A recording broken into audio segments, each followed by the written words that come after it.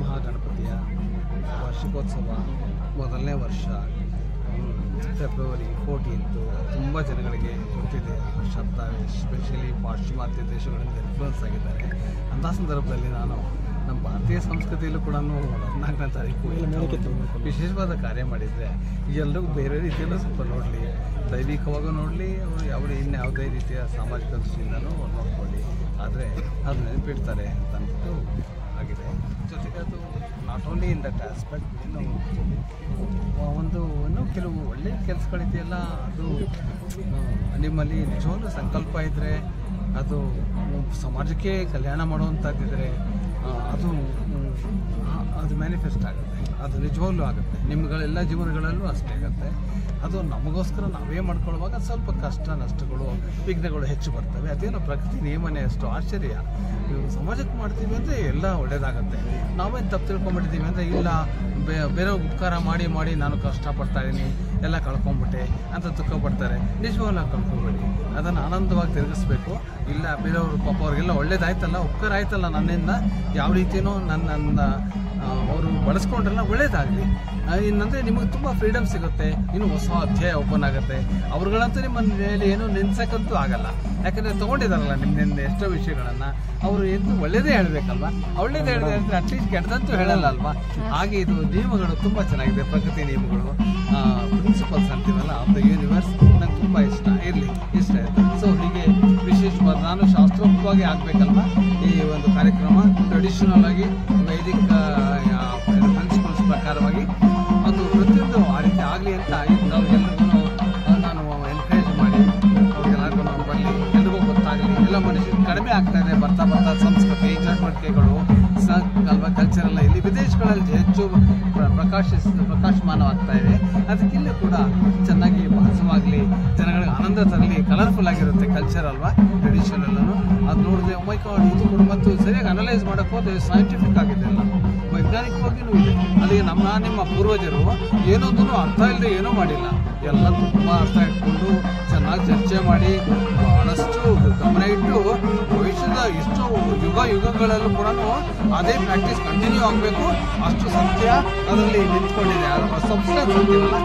ಹಾಗೆ ಇದು ವಿಶೇಷವಾದ ಈ ಕಾರ್ಯಕ್ರಮ. ಇದನ್ನ ಎಲ್ಲ ದೇಶ ವಿದೇಶಗಳಿಂದನೂ ಪಾಪ ಅವ್ರ ಪ್ರೀತಿ ಭಕ್ತಿಯಿಂದ ವಿಶ್ವಾಸದಿಂದ, ಅವ್ರು ಕನ್ನಡನೂ ಬರಲ್ಲ ಹೇಳ್ತಾ ಇದ್ರೆ ಕೇಳಿಸ್ಕೊತಾ ಇದ್ದಾರೆ ಅಷ್ಟು ಜನ, ಬಟ್ ಅವ್ರು ಇಂಗ್ಲೀಷ್ ಎಲ್ಲ ಆಮೇಲೆ ಹೇಳ್ತೀನಿ. ನೀವೆಲ್ಲ ಅಷ್ಟು ವಿಶ್ವಾಸ ಪ್ರೀತಿ ಇಟ್ಕೊಂಡು ನೀವು ಕೂಡ ಅದನ್ನು ನೋಡೋಕ್ಕೆ ಬಂದ್ರಲ್ಲ, ಭಾಳ ಸಂತೋಷ ಆಯಿತು. ನನ್ನ ಕೃತಜ್ಞತೆ. ಸ್ವಾಮಿ, ಅಕ್ಕಧಾಮದ ಹೊಸ ಯೋಜನೆಗಳ ಬಗ್ಗೆ ಹೊಸ ಯೋಜನೆಗಳ ಶಾಲೆ ನಡೀತಾ ಇರೋದು ಪಾಠಶಾಲೆ ನಮ್ಮ ಸಂಸ್ಕೃತ ಮೂಲ ಭಾಷೆ ಅಲ್ವಾ, ಒರಿಜಿನಲ್ ಭಾಷೆ. ಎಷ್ಟು ಎಲ್ಲ ನಮ್ಮ ಸಾಹಿತ್ಯಗಳು ಪ್ರಧಾನವಾಗಿರೋದೆಲ್ಲ ಸಂಸ್ಕೃತ ಭಾಷೆಯಲ್ಲಿ ಹೆಚ್ಚು ಇವೆ. ಬೇರೆ ಭಾಷೆಗಳಲ್ಲೂ ಇವೆ, ಸಂಸ್ಕೃತದಲ್ಲಿ ಹೆಚ್ಚು ಇವೆ. ಲೈಕ್ ವೇದ, ಉಪನಿಷತ್, ಭಗವದ್ಗೀತೆ ಆಗಿರ್ಬೋದು, ಯೋಗಸೂತ್ರ, ಬ್ರಹ್ಮಸೂತ್ರ ಅಲ್ವಾ, ಈ ಥರದ್ದೆಲ್ಲ ಬಹಳ ಗಂಭೀರವಾಗಿ ಮನುಸ್ಮೃತಿ ಬಂದಿರೋದು ಬಹಳವಾಗಿದೆ ಆಗಿದೆ. ಅದಕ್ಕೆ ಮತ್ತು ನಾವು ಎಲ್ಲ ದೇಶಗಳಲ್ಲೂ ಅವ್ರವ್ರ ಭಾಷೆಗಳನ್ನು ಉಳಿಸ್ಕೊಳ್ತಾರೆ. ಎಲ್ಲ ಸಂಸ್ಕೃತಿಯವರು ನಮ್ಮ ಭಾಷೆ ನಮ್ಮ ದೇಶದ್ದು ಮೂಲವಾಗಿರೋದು ಉಳಿಸ್ಕೊಂಡ್ರೆ ತಪ್ಪಿಲ್ಲ ಅಲ್ವಾ. ಮತ್ತು ಅದು ಬೇರೆ ಎಲ್ಲ ಡೈಲೆಕ್ಟ್ಸ್ ಇದೆಯಲ್ಲ, ಭಾಷೆಗಳು ನಮ್ಮ ದೇಶದಲ್ಲಿ ಬೇರೆ ಬೇರೆ ಅವುಗಳಲ್ಲೆಲ್ಲ ಸಂಸ್ಕೃತದ ಪೋಷಣೆ ಹಿಂದುಗಡೆಯಿಂದ ಇದೆ.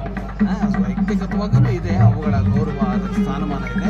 ಅದು ಸಂಸ್ಕೃತದ ಒಂದು ನ್ಯೂಟ್ರಿಷನ್ ಹಿಂದುಗಡೆಯಿಂದ ಇದೆ. ಅದಕ್ಕೋಸ್ಕರ ಅದಕ್ಕೆ ಶಾಲೆ ಓಪನ್ ಮಾಡಿದೆ, ಹಾಗೆ ಕರಿತೀವಿ.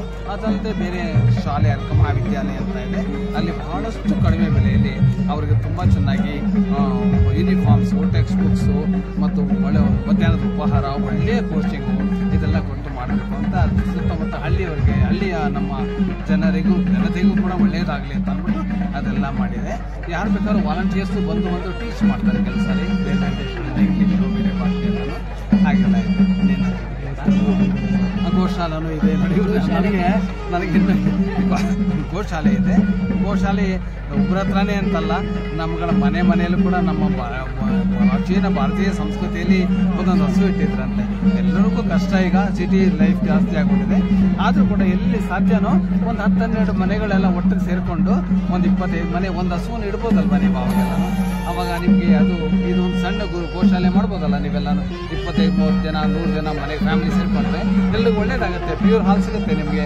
ಹಸುಗಳು ಒಂದು ಪರಿಜ್ಞಾನ ಉಂಟಾಗುತ್ತೆ ಅಲ್ವಾ. ನೋಡಿ ಬರ್ತಾ ಎಲ್ಲಿಂದ ಬರುತ್ತೆ ಹಾಲು ಅಂದರೆ ಪ್ಯಾಕೆಟಲ್ಲಿ ಬರುತ್ತೆ, ಪ್ಯಾಕೆಟಲ್ಲಿಂದ ಬರುತ್ತೆ ಫ್ಯಾಕ್ಟ್ರಿ ಬರುತ್ತೆ. ಈ ಥರ ದಿನ ಬರೋ ಚಾನ್ಸಸ್ಸು ಇದೆ. ಅದಕ್ಕೋಸ್ಕರ ಹಸುಗಳನ್ನು ಬೆಳೆಸಿ ಇಲ್ಲಿ ಗೋಶಾಲೆ ಮಾಡಿರೋದು ಉದಾಹರಣೆಗೋಸ್ಕರ. ಒಂದು ಕ್ಷಣ ಏನೋ ನೀವು ಇಲ್ಲ ಆಯುರ್ವೇದ ಕೂಡ ಇದೆ. ಇವರು ಹೇಳ್ತಾರೆ ಎಷ್ಟು ಬಿಸಿ ಇರ್ತೀನಿ ನಮ್ಮ ಪಬ್ಲಿಕ್ ಆ್ಯಕ್ಟಿವಿಟೀಸಲ್ಲಿ ಅಂದರೆ ಸೇವೆಯಲ್ಲಿ ಅಂದರೆ ಇದೆಲ್ಲ ನಾನು ಕೌಂಟ್ ಮಾಡಿ ಹೇಳ್ತಾರೆ, ಲಿಸ್ಟ್ ಕೊಡಲ್ಲ. ಅವರೇ ಆಯುರ್ವೇದ ಇದೆ ಇರಲಿ, ಅದು ಕೂಡ ಉಳಿಬೇಕು ಅಂತ ನೀವು ಇಷ್ಟಪಟ್ಟೆ ಒಂದು ಸೆಕೆಂಡ್ಸ್ ಮಾತ್ರ ಪಾಪ ಇವರು ಹೊರಗಡೆಯಿಂದ ಬಂದಿದ್ದಾರೆ. ಏನಾದರೂ ರಿಫ್ಲೆಕ್ಷನ್. Okay sir.